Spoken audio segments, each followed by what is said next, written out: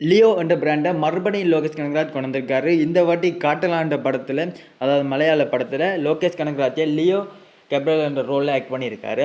But இது பார்த்தீங்கன்னா, Tamil cinema ரசிகர்களுக்கு மிகவும் ஒரு சோகமான செய்தி என்னன்னு பார்த்தீங்கன்னா, லோகேஷ் கனகராஜ் விட்டுட்டு போன எல்சியூ ஒரு விடயம் இருக்கு. அதை யாருமே மறக்க மாட்டாங்க.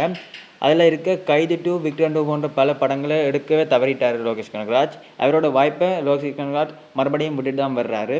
ஸோ நம்ம எதிர்பார்க்குறது லியோ 2 தான். பட் இதுக்கு பதிலாக லோகேஷ் கனகராஜ் மாஸ்டர் 2 எடுக்கலாம்னு சொல்லியிருந்தாரு. இதுக்கு அவர் சொல்லாமலே போயிருக்கலாம். தளபதி ஃபேன்ஸ் மனதையும் கழிச்சிட்டு போயிட்டாரு.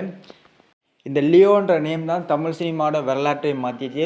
அதே சமயம் 2023 ட்ரெண்டிங் லியோ தான்.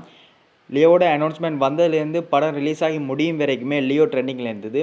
அண்ட் அது மட்டும் இல்லாமல் தமிழ் சினிமாவில் இருக்கிற பல படங்களோட ரெக்கார்ட்ஸை முதல் நாளே அடித்து நுரைக்கிறது லியோன்ற ஒரே ஒரு படம் தான். இது வரைக்குமே அதிக ரெக்கார்ட்ஸை கையில் வச்சுக்கிற ஒரே படம் லியோ தான்.